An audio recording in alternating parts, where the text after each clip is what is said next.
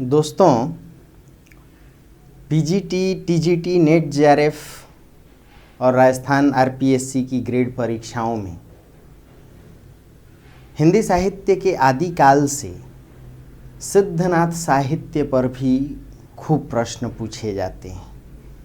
ये जो पूरा टॉपिक है इसे सिद्धनाथ साहित्य और हठयोग परंपरा इस नाम से जानते हैं हम लोग, क्योंकि हठयोग से इनका जुड़ाव रहा है और इसीलिए तीनों को जोड़ करके प्रश्न आता है। दोस्तों, सबसे पहले हम लोग हठयोग की बात करते हैं कि हठयोग है क्या। याद रखिए, हठयोग की शुरुआत गोरखनाथ के द्वारा की गई और यह माना गया कि गोरखनाथ जी ने पतंजलि के योग दर्शन का प्रभाव लेकर इस हठयोग की नींव रखी, यानी गोरखनाथ जी के द्वारा शुरुआत। हठयोग की चर्चा सिद्ध सिद्धांत पद्धति में मिलती है। सिद्धोनाथों का एक ग्रंथ है, या यूं कहें उपदेश ग्रंथ है। इसके माध्यम से आचार्य हजारी प्रसाद द्विवेदी ने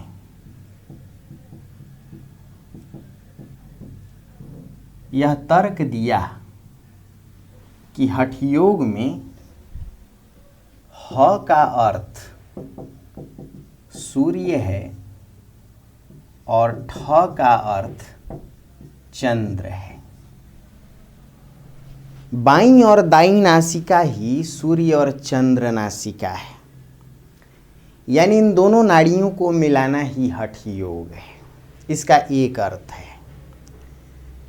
लेकिन इसका जो एक दूसरा सबसे प्रचलित अर्थ है वह है कुंडलिनी, महाकुंडलिनी का योग। योग यानी जुड़ाव। शरीर के भीतर ही इन सिद्धोनाथों ने माना जोई जोई पिंडे सोई सोई ब्रह्मांडे। शरीर के भीतर ही जीव की शक्ति है, जिसे कुंडलिनी कहते हैं। शरीर के भीतर ही है यह, और शरीर के भीतर ही महाकुंडलिनी है, जिसे ब्रह्म की शक्ति कहते हैं। यानी शरीर के भीतर ही कुंडलिनी और महाकुंडलिनी का जो मेल है, जो जुड़ाव है। कुंडलिनी जीव की शक्ति है या जीव है, जीवात्मा है, और जो महाकुंडलिनी है वह ब्रह्म है। यही कुंडलिनी महाकुंडलिनी दोनों को जोड़ दिया जाए तो जीव और ब्रह्म का यही जुड़ाव या योग ही महाकुंडलिनी है। दोस्तों, आचार्यों ने यह माना कि कुंडलिनी जिस चक्र में रहती है उसे मूलाधार चक्र कहते हैं। 4 कमल दलों का चक्र है मूलाधार चक्र।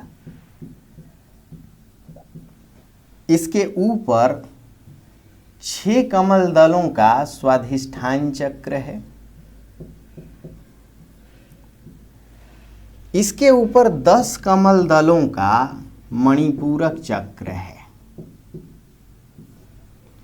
और हृदय के पास 12 कमल दलों का अनाहत चक्र है।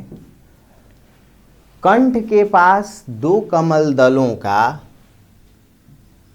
विशुद्धाख्य चक्र है, या 16 कमल दलों के पास, कंठ के पास 16 कमल दलों के पास का विशुद्धाख्य चक्र है।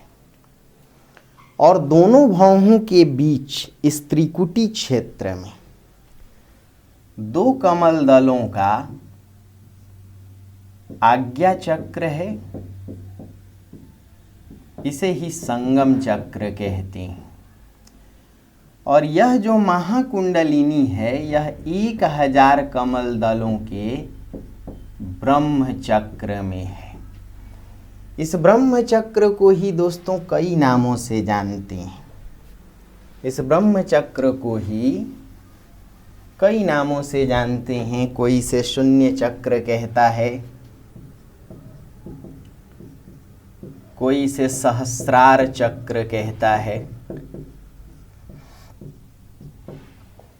यही महाकुंडलिनी है जो ब्रह्म की शक्ति है। ये जो कुंडलिनी है, आप देखिए इसकी तस्वीर को,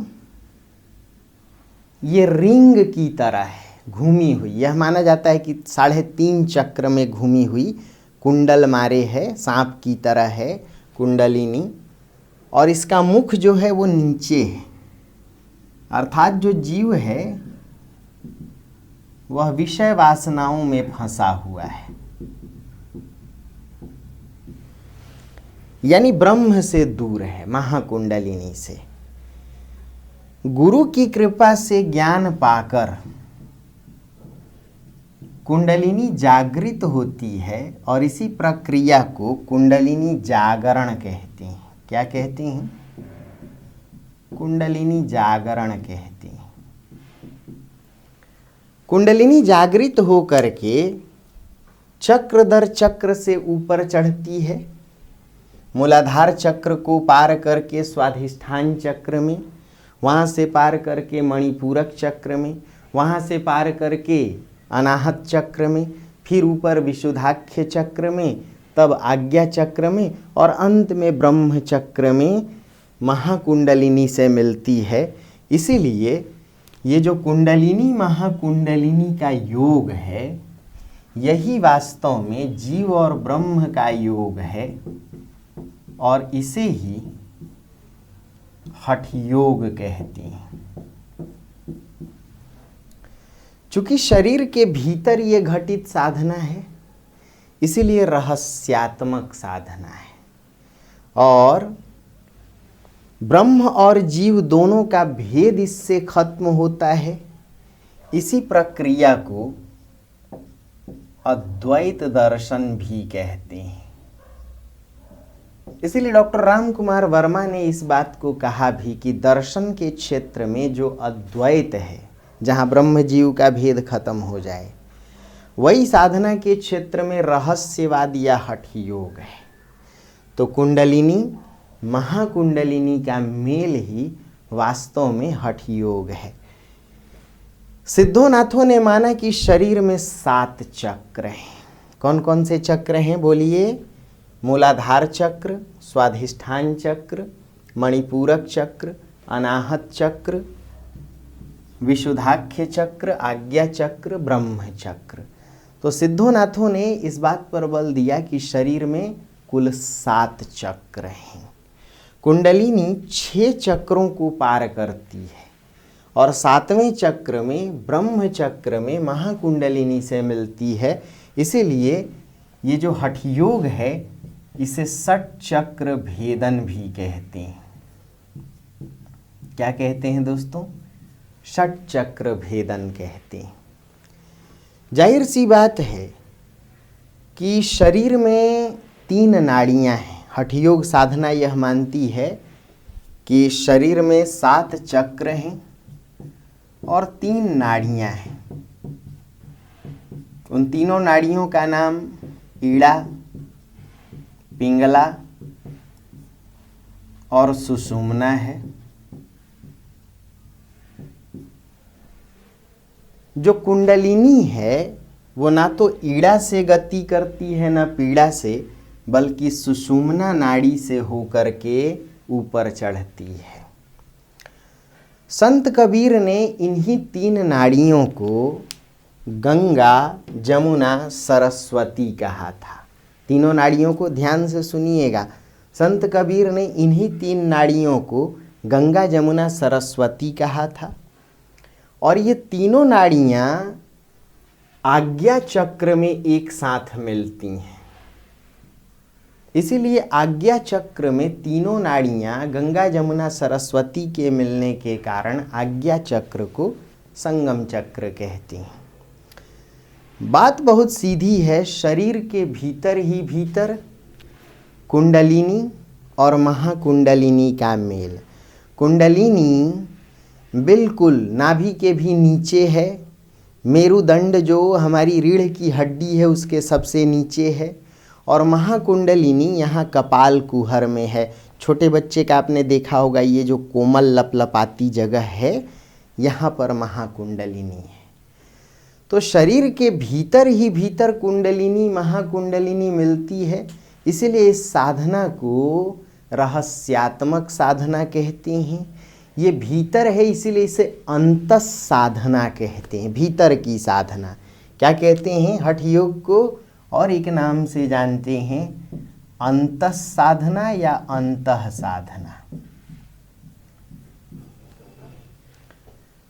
सिद्धोनाथों ने इसे अपनी रचनाओं में अपनाया।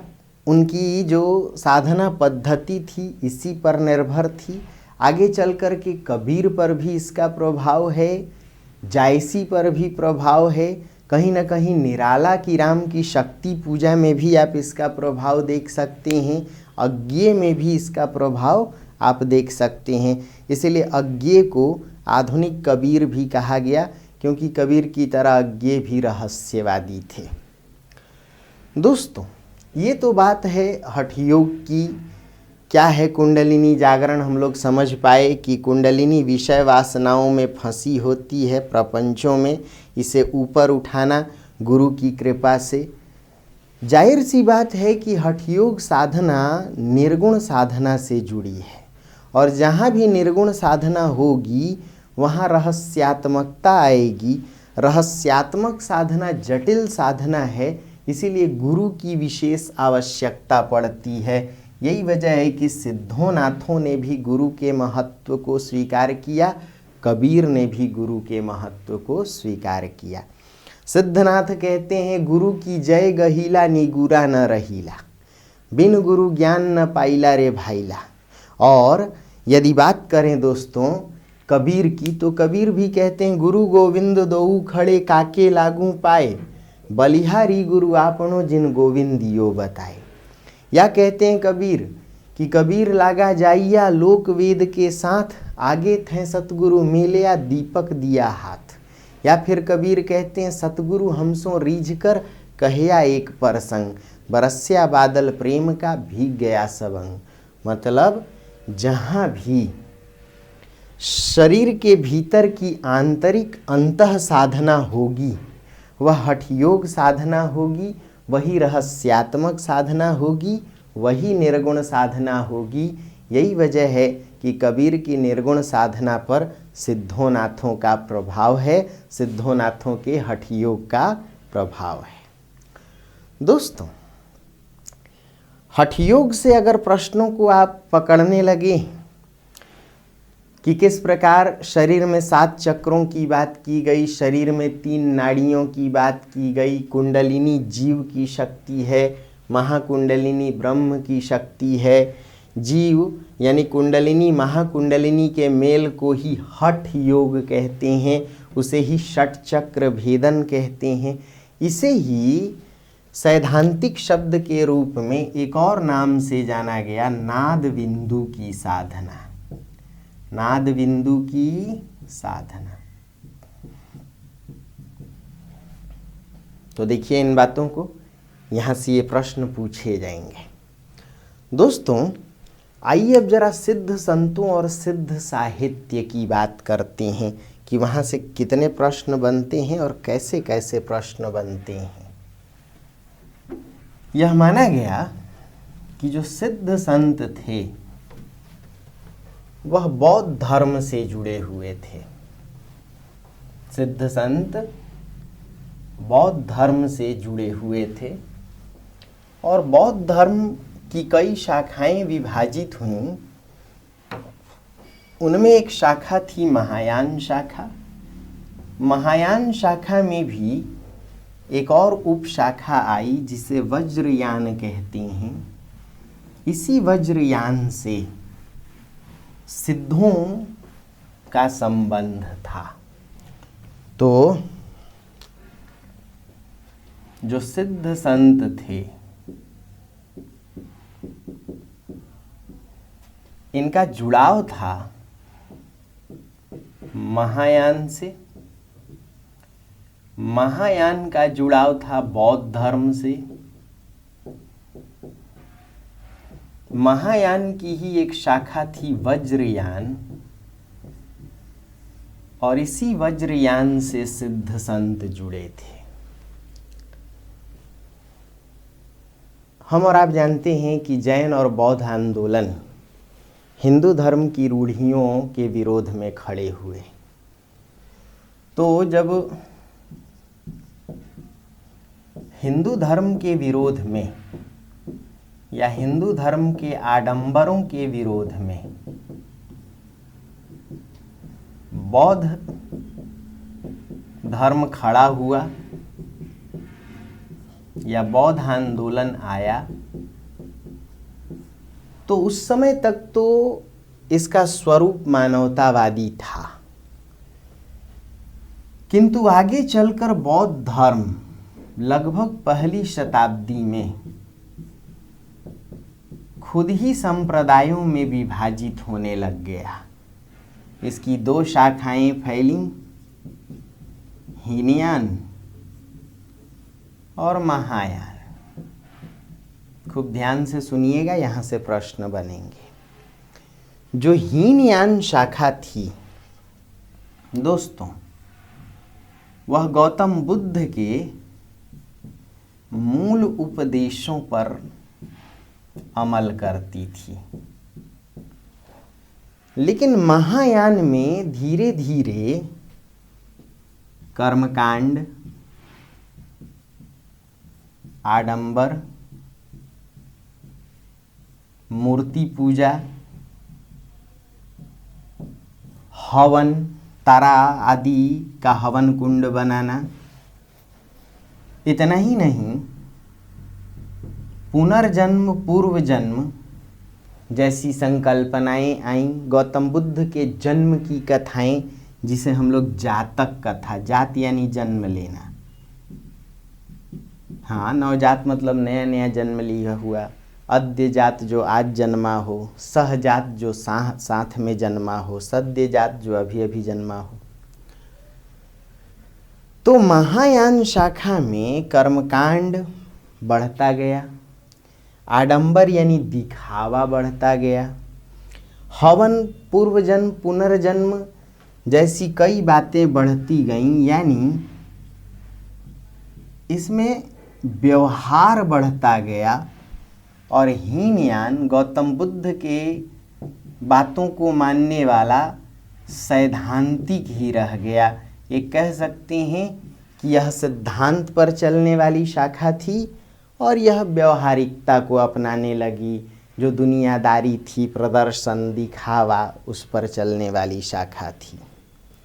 दोस्तों, महायान भी तीसरी चौथी शताब्दी में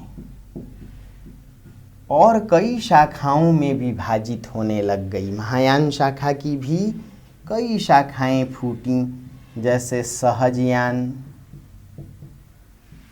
मंत्रयान,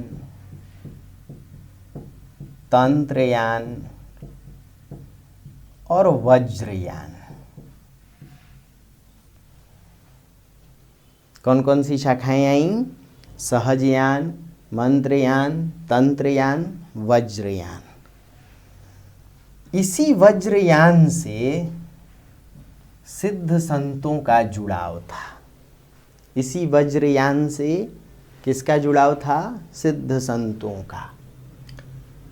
जो वज्र शब्द है वह वास्तव में इंद्र का अस्त्र है। जो हम लोग बिजली कहते हैं, तड़ित कहते हैं, वही वज्र है। खेतों में गिर जाए तो कहते हैं वज्रपात हो गया। और इंद्र के पास चमत्कारी शक्तियां रही हैं। कैसे भाई? जब चाहें तब वर्षा कर दें इंद्र, जब चाहें तब वृष्टि, जब चाहें तब सूखा यानी अतिवृष्टि, अनावृष्टि, और जब चाहें तब बिजली गिरा दें। इसीलिए इंद्र की चमत्कारी शक्ति को ऐन्द्रजालिक शक्ति कहा गया। ऐसी ही चमत्कारी शक्ति सबसे पहले गौतम बुद्ध के पास आई, तो गौतम बुद्ध को वज्र सत्व कहा गया था। गौतम बुद्ध को क्या कहा गया था दोस्तों? वज्र सत्व कहा गया था। ऐसी ही चमत्कारी शक्तियों को इन सिद्ध संतों ने हासिल किया था। यानी चमत्कार में, मंत्र में, तंत्र में, सिद्धि में ये पारंगत थे, इसीलिए इन्हें सिद्ध कहा गया। ध्यान से सुनिएगा, चमत्कारी शक्तियों को, तंत्र मंत्र की शक्तियों को इन्होंने भली भांति समझ लिया था, उसमें ये पारंगत थे, इसीलिए ये सिद्ध संत कहलाए। अब तक की बात समझिए कि सिद्ध संत बौद्ध धर्म से ही जुड़े थे, बौद्ध धर्म की महायान शाखा से जुड़े थे, महायान शाखा की वज्रयानी शाखा से जुड़े थे। वज्र का अर्थ इंद्र का अस्त्र होता है। चमत्कारी शक्तियों को जानने वाले के होने के कारण ही गौतम बुद्ध को वज्र सत्व कहा गया था, और ऐसी ही चमत्कारी शक्तियों को सिद्धों ने जान लिया था, इसीलिए सिद्ध संत कहलाए। दोस्तों आगे बढ़ते हैं। यह माना गया कि सिद्ध संतों की कुल संख्या 84 थी। सिद्ध संतों की कुल संख्या कितनी थी? 84 थी। किंतु उसमें से 14 सिद्ध, जैसा कि हर प्रसाद शास्त्री ने अपनी रचना बौद्ध गानो दूहा में चर्चा की, और पंडित राहुल सांकृत्यायन ने हिंदी काव्य धारा में चर्चा की। तो सिद्ध संत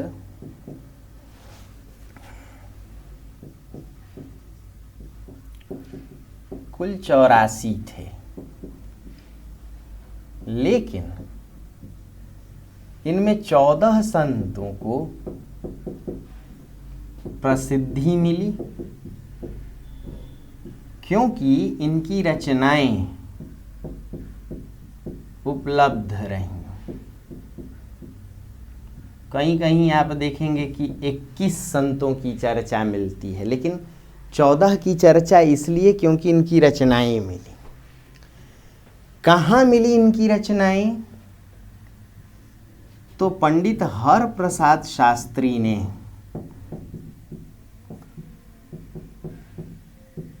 सबसे पहले 1917 में सिद्धों की रचनाओं का संकलन किया था।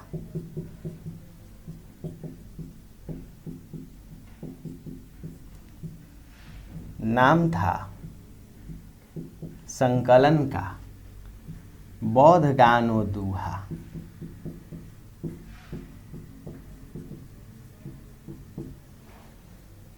और पंडित राहुल सांकृत्यायन ने हिंदी काव्य धारा नामक अपनी रचना में भी इन्हीं 14 सिद्धों की रचनाओं की चर्चा की थी। यानी सिद्ध संत 84 थे, लेकिन 14 सिद्ध संतों की रचनाएं उपलब्ध हो सकीं, इस बात की जानकारी मिली पंडित हरप्रसाद शास्त्री की रचना बौद्ध गान ओ दूहा से। यह संकलन है सिद्धों की रचनाओं का। यह माना गया कि पंडित हरप्रसाद शास्त्री ने ही पहली बार सिद्धों की रचनाओं का संकलन किया था। हालांकि कई पश्चिमी विद्वान वगैरह भी थे, जैसे ब्रेंडल थे, इन्होंने भी सिद्धों की रचनाओं का संकलन किया था। फ्रेंच भाषा में भी इनका संकलन हुआ है, लेकिन ये सबसे प्रामाणिक पुस्तक है इनकी पंडित हरप्रसाद शास्त्री की बौद्ध गान ओ दूहा। समझ सकते हैं कि बौद्ध का अर्थ ही है कि महायान से जुड़ी हुई, दूहा दोहा के लिए प्रयुक्त शब्द है, और गान यानी सिद्धों की गाई जाने वाली रचनाएं, जिसे हम लोग चर्या गीत या चर्या पद कहते हैं। दोस्तों, सिद्ध संत ज्यादातर ब्राह्मण थे या सवर्ण थे, क्योंकि कई ऐसे संत थे जैसे डोम्भिपा, सबरपा, ये क्षत्रिय भी थे, ऐसे ही लुईपा कायस्थ थे। तो ये सिद्ध संत सवर्ण थे, ज़्यादातर ब्राह्मण थे। किंतु इन्होंने सामाजिक संवेदना को इस कदर महत्व दिया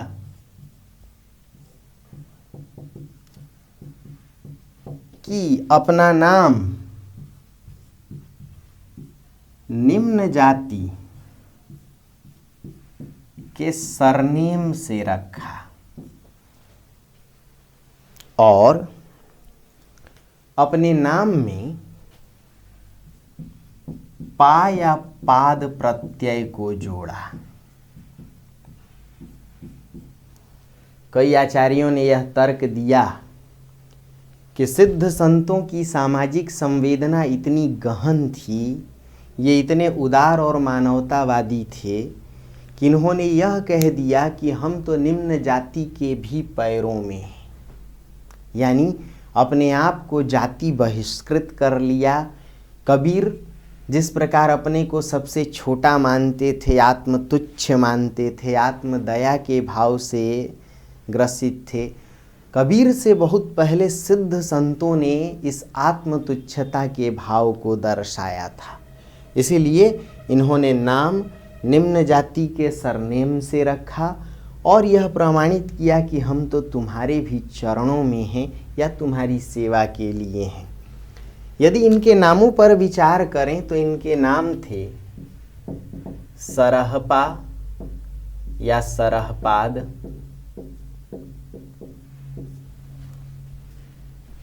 जो जाति के ब्राह्मण थे, और इनका मूल नाम राहुल भद्र या सरोज वज्र था। क्या नाम था इनका? मूल नाम राहुल भद्र या सरोज ब्रज।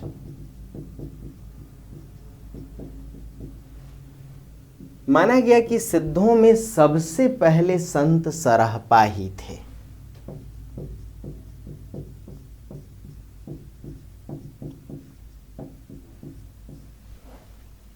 आचार्यों ने यह माना कि सिद्धों की शुरुआत, यानी हिंदी साहित्य के इतिहासकारों ने 8वीं शताब्दी से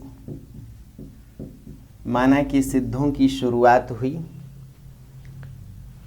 कई इतिहासकारों ने यदि देखें तो राहुल सांकृत्यायन ने भी माना, महामहिम पंडित हरप्रसाद शास्त्री ने भी माना कि या तो ये 769 ईस्वी के इर्द गिर्द हुए या 797 के इर्द गिर्द हुए, यानी 8वीं शताब्दी से इनकी शुरुआत हुई। इसीलिए कुछ इतिहासकारों ने सरहपाद को हिंदी का पहला कवि भी मान लिया था। दोस्तों, सरहपाद के अलावा सबरपा, कड़हपा। देखिए ये सब निम्न जाति सरनेम से रखे गए नाम। सबरी जाति, कड़ह जाति, सरह जाति, लुईपा। कंबल को लोई कहते हैं, कंबल बनाने वाली जातियों को लुईपा। तंतीपा, बांस की कमानियों से जो छाछ वगैरह या डलिया बनाने वाली जाति है, तंतीपा। डोम जाति से डोम्बीपा। मुसहर जाति से मुसिकपा। कलार शराब बनाने वाली जाति से दारुकपा। पशु पालने वाली जाति से गोरक्षपा।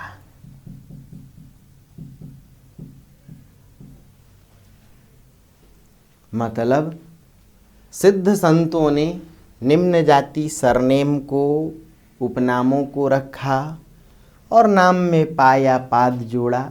यही इनकी पहचान थी। दोस्तों, सिद्धों की रचनाएं, क्लिक कीजिए, उतारते जाइए। सिद्धों की रचनाएं दो नामों से उपलब्ध हैं, दोहा कोश और चर्या गीत। किन दो नामों से उपलब्ध हैं सिद्धों की रचनाएं? दोहा कोश और चर्या गीत।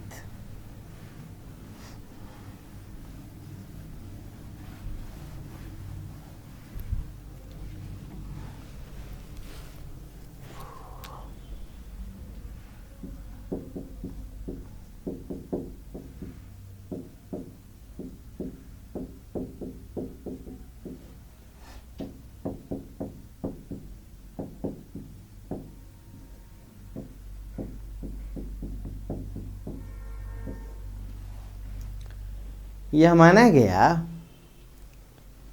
कि दोहा कोश में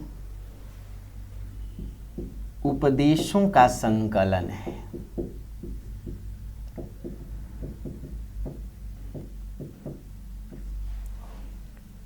और चर्या गीतों में सामाजिक अवसरों पर गाए जाने वाले गीत हैं।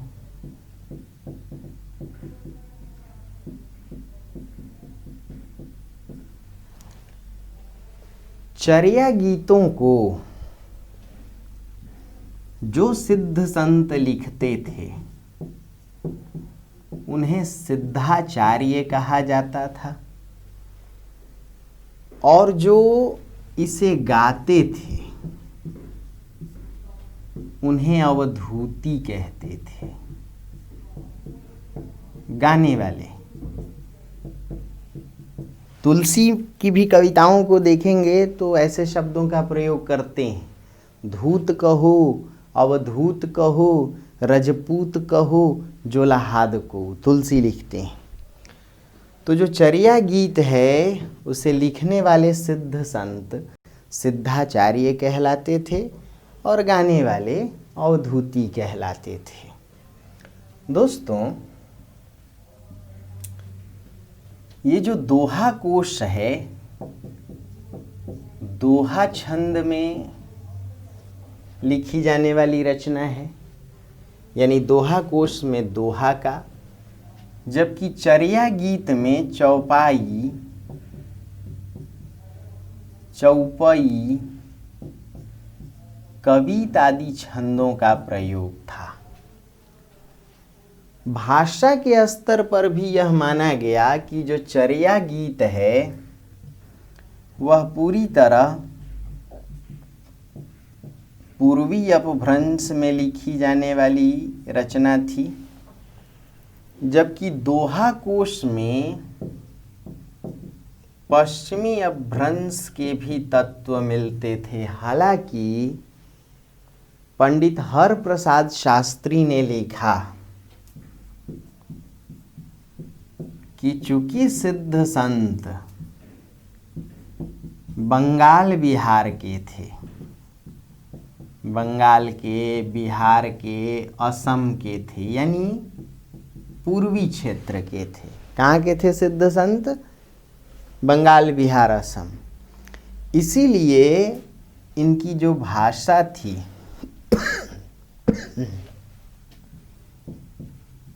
इनकी भाषा पर पूर्वी अपभ्रंश या अर्ध मागधी अपभ्रंश का ही प्रभाव था।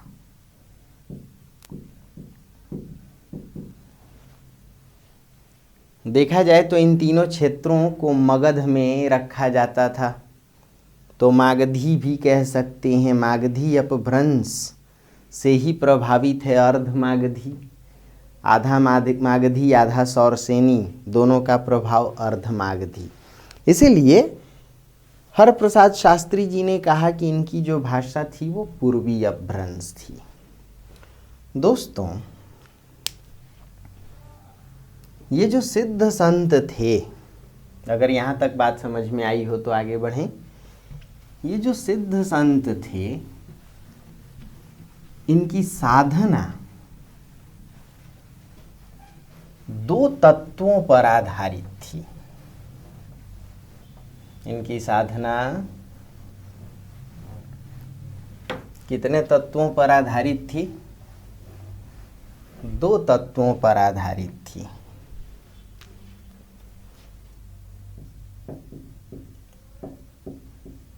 क्या क्या? यानी साधना के साधन या माध्यम दो तत्व थे। पंचमकार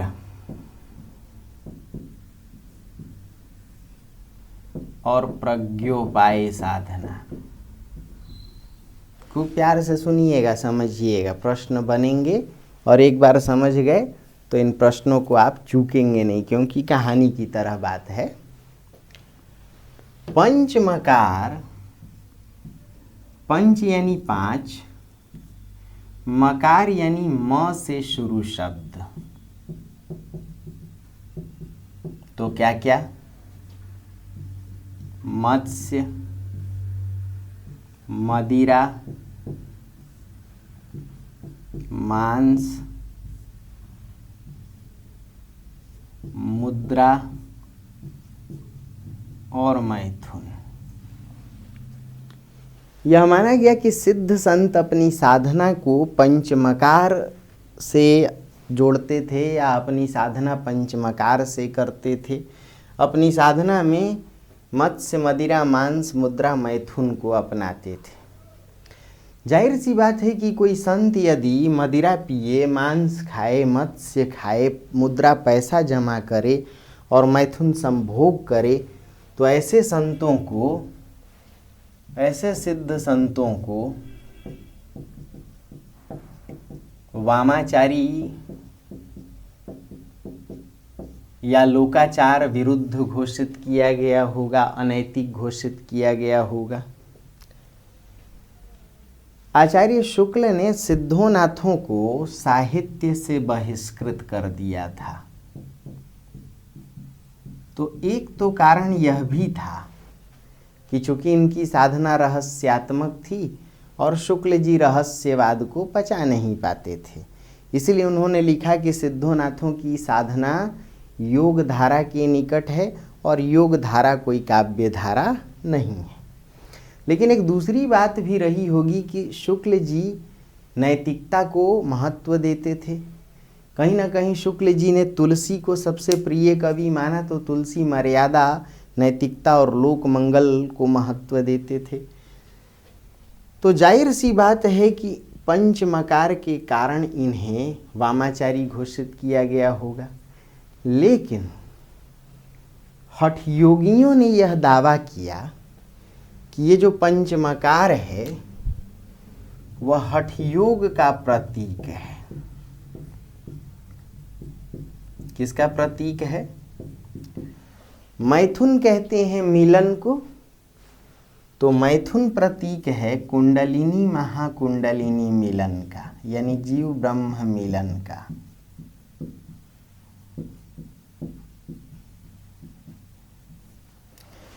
मुद्रा, जाहिर सी बात है हमारे पूर्वज कहा करते थे, आज भी घरों में लोग कहते हैं कि विद्या एक ऐसा धन है जिसे चोर नहीं चुरा सकता।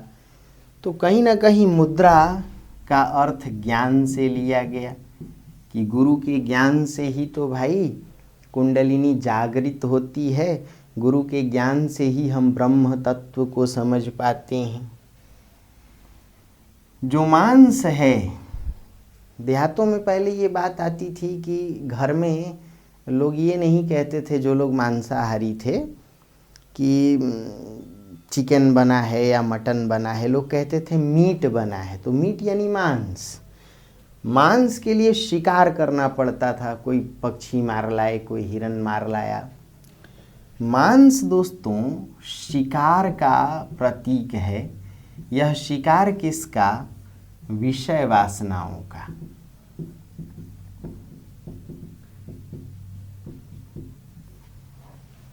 किसका प्रतीक है? विषय वासनाओं का। मदिरा पीते ही आदमी अपने आप को सबसे बड़ा समझता है, यानी इस लोक से उस लोक का समझने लगता है। तो कहीं ना कहीं मदिरा प्रतीक है कुंडलिनी जागरण का या आध्यात्मिक जागरण का। कुंडलिनी जागरण या आध्यात्मिक जागरण।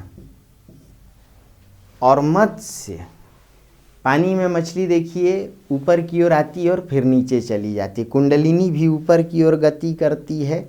तो जो मत्स्य है वो कुंडलिनी की गति है।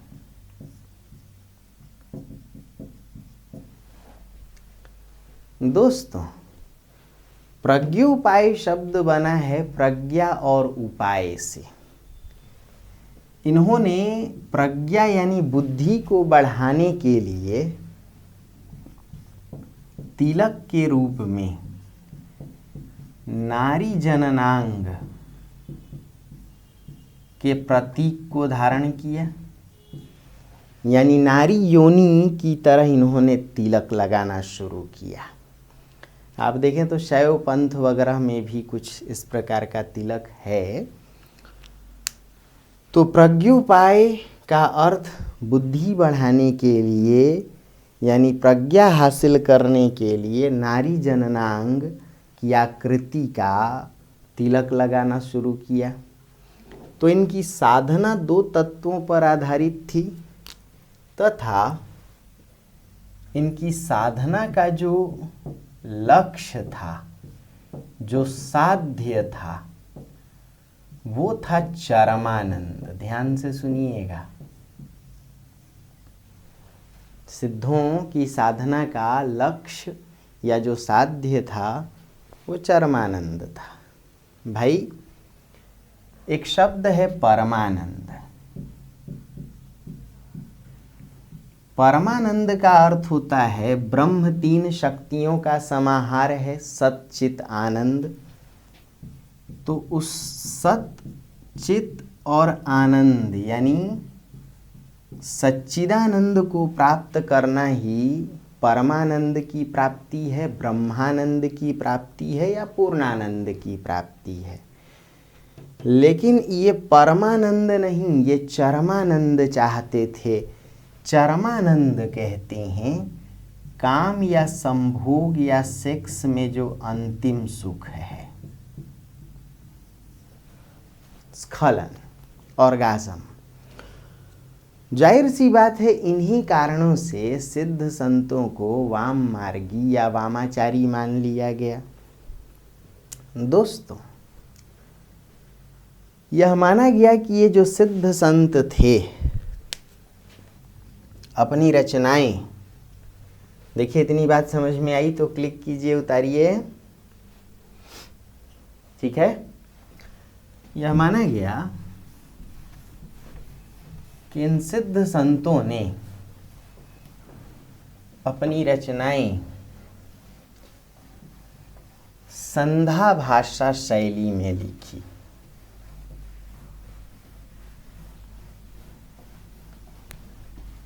सिद्ध संतों ने किस शैली में लिखी? संधा भाषा। यह संधा भाषा ही आगे चलकर कबीर आदि संतों में उलट बांसी के नाम से जानी गई।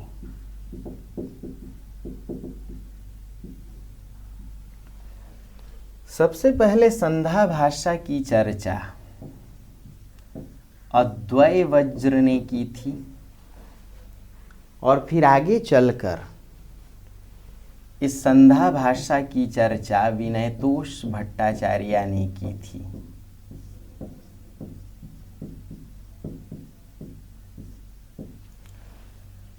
विनयतोष भट्टाचार्य का तर्क था कि संधा शब्द संधि से बना है।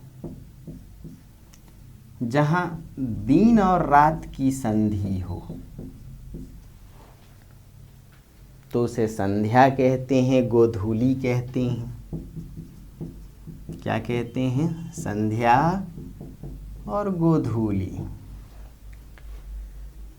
गौओं के या पशुओं के चरने के पश्चात चारागाह क्षेत्र से लौटने से जो उनके खुरों से धूल उड़ती है, तो वातावरण में ऐसे भी चारों ओर परिवेश धूल धूसरित हो जाता है, चीज़ें स्पष्ट नहीं दिखाई पड़ती।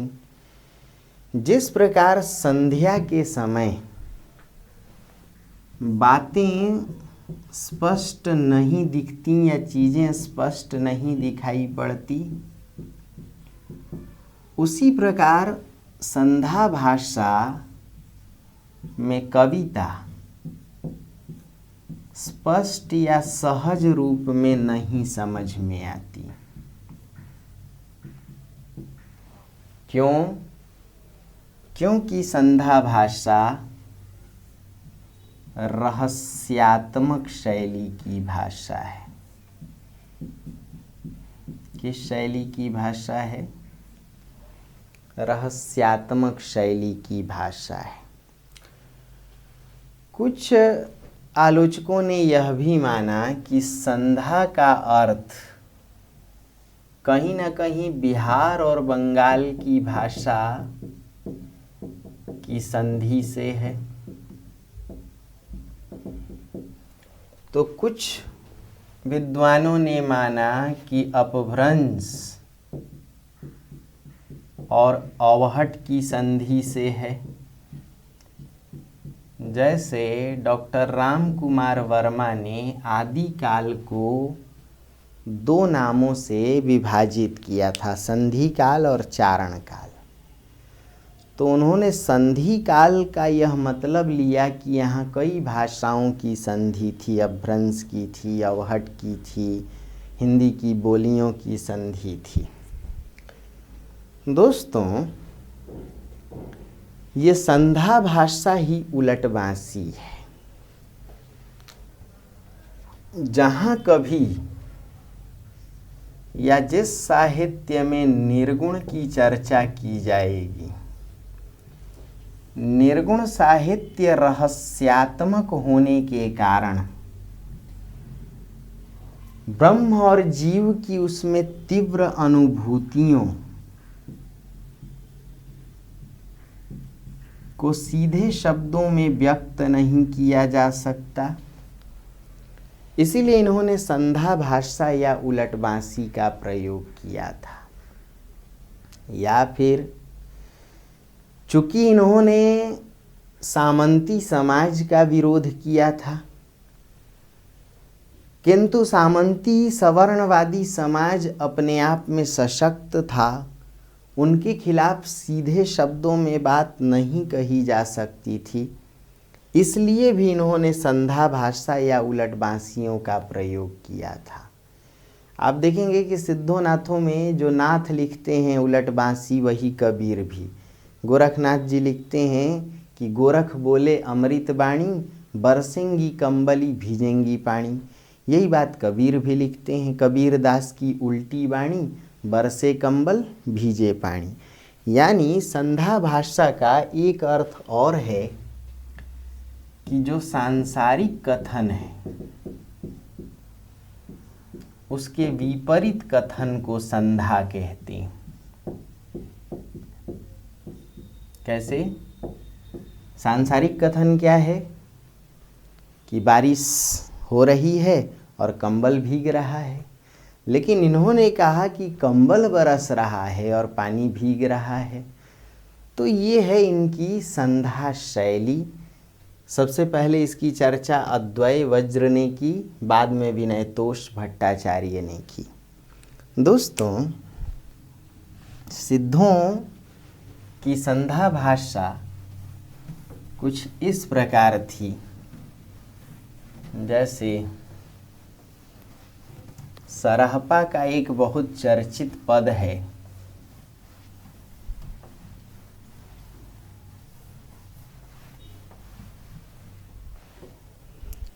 बेय संसार बाढ़ हिल जाए। बेय संसार बाढ़ हिल जाए, दूहिल दूह के बेटे समाए। बदला बियायल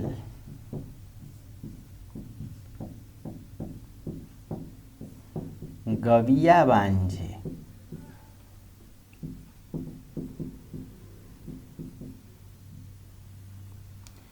पीटा दूहिए एतीना सांझे।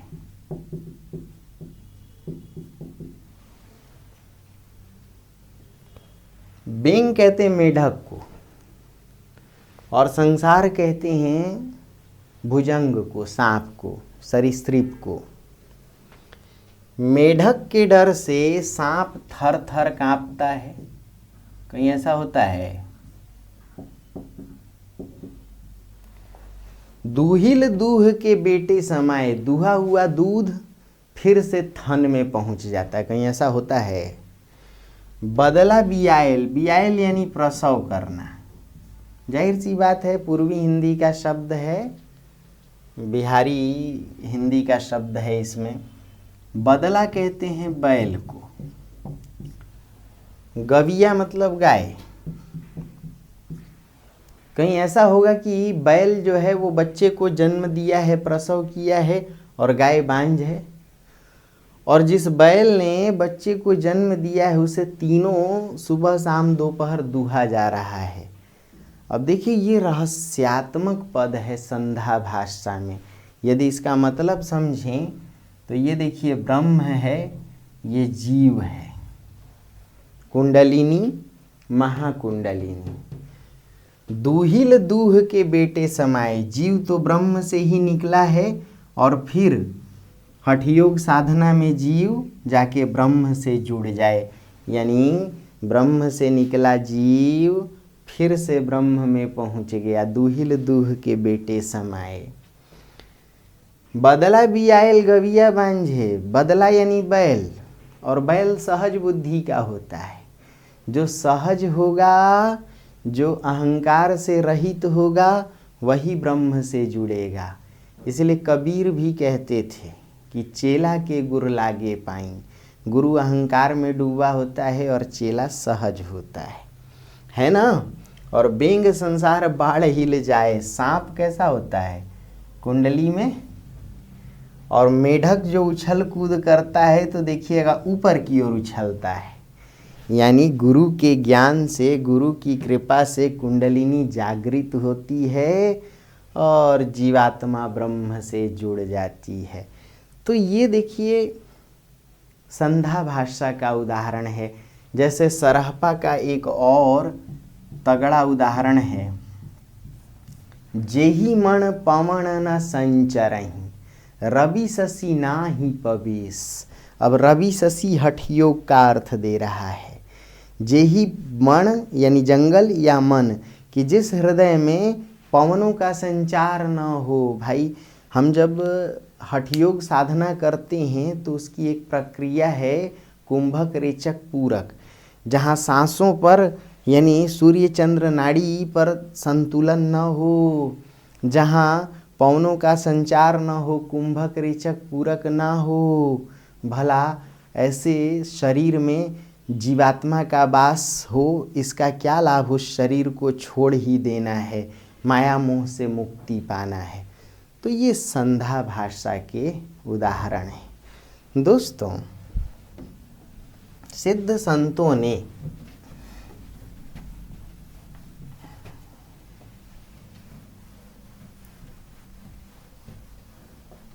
अपना पुरोहित महिला को बनाया और यह माना गया कि इन्होंने जिसे गुरु चुना या पुरोहित बनाया वह भी निम्न जाति की महिला थी, जिसे इन्होंने योगिनी कहा या भैरवी कहा। तो सिद्धों ने पुरोहित भी महिला को बनाया। ये लिखते हैं जोइनी, जोइनी मतलब योगिनी, तहु बिन खन ही न जीवमी। हे योगिनी, तुम्हारे बिना एक पल भी नहीं जी पाऊंगा। तो मुख चुंबी कमल रस पीवमी। तो जाहिर सी बात है कि इन्होंने नारी को ही पुरोहित बनाया, उसे ही इन्होंने ज्ञान का आधार माना कि वही मार्गदर्शन कर सकती है, क्योंकि रहस्यात्मक साधना में गुरु की विशेष भूमिका रही है। दोस्तों, सिद्ध संतों ने कबीर से पहले कबीर की तरह ही पंडित यानी पांडित्य का, पंडित जाति नहीं, विद्वता दर्शाने वालों का और शास्त्रवाद का या शास्त्रीयता का जमकर विरोध किया था। इसलिए सरहपा देखिए, जो स्वयं ब्राह्मण थे लेकिन उन्होंने पांडित्य का विरोध किया। कहते हैं सरहपा पंडित या पंडिय सयल सत्थ बखाणई, देह ही बोह बसण न जाणई। पंडितगण सभी सत्य का बखान करते हैं, परंतु उस सत्य को नहीं जानते कि शरीर में, देह में ही ईश्वर का वास है। जैसे कबीर कहते हैं, सिद्धोनाथों का प्रभाव है कबीर पर, इसलिए कबीर भी कहते हैं, मोको कहाँ ढूंढे रे बंदे, मैं तो तेरे पास में। तो इन्होंने शास्त्रवाद का, पांडित्य का, फिर अगर आगे देखें तो कड़हपा भी लिखते हैं। क्या लिखते हैं कड़हपा? आयम वेय पुराणे ही पंडीयमाण वहंती, कि आगमों को लेकर, वेदों को लेकर, हिंदू धर्म में आगम हैं, उपागम हैं, वेद हैं, पुराण हैं, वेदांत हैं, ये सब सुने होंगे। पंडीयमाण वहंती पक सिरी फले अलिये, जिमी बाहेरी ये भमंती। क्या कमाल की बात है। जैसे कबीर कहते हैं कि कस्तूरी कुंडल बसे मृग ढूंढे वन माही। हिरन चारों ओर बाहर खोजता है और कस्तूरी वास्तव में उसकी नाभि में है। वैसे ही देखिए कड़हपा कहते हैं कि आगमों को लेकर, वेदों पुराणों को लेकर के ये पंडित गण दर्प करते हैं। पंडित यहाँ जाति नहीं है, वामपंथियों की तरह सोच मत रखिए आप। कबीर किसी जाति को गाली नहीं देते थे। उनका जो विरोध था वो कठमुल्लों से था और पोंगा पंडितों से था, ना कि पंडितों से और मुसलमानों से। यही बात लिख के आते, नंबर कट जाता है।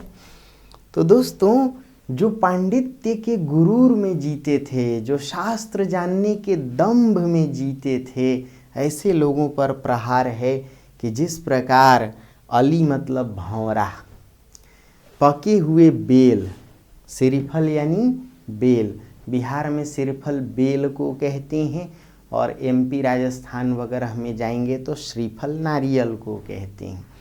जिस प्रकार भंवरा पके हुए बेल की खुशबू पाकर उसके बाहर बाहर चक्कर लगाता है, लेकिन बाहर का आवरण इतना कठोर है कि वह भीतर का रस नहीं ले पाता, तो गूढ़ रस को नहीं समझ पाता, ऊपर ऊपर चक्कर लगाता है। उसी प्रकार दर्प और दंभ करने वाले, शास्त्र का ज्ञान रखने वाले, इस बात का अहंकार करने वाले सिर्फ ऊपर ऊपर की बातें करते हैं, भीतर के सत्य को नहीं जान पाते। और भीतर का तो एक ही सत्य है कि ब्रह्म सबके भीतर निवास करता है। जोई जोई पिंडे सोई सोई ब्रह्मांडे। कितनी बात समझ में आई? तो अब देखेंगे हम लोग इनकी कुछ विशेष रचनाओं को, फिर नाथों को। नौ नाथ किस प्रकार चर्चित थे, उनकी मूल संख्या क्या थी, कहाँ के रहने वाले थे।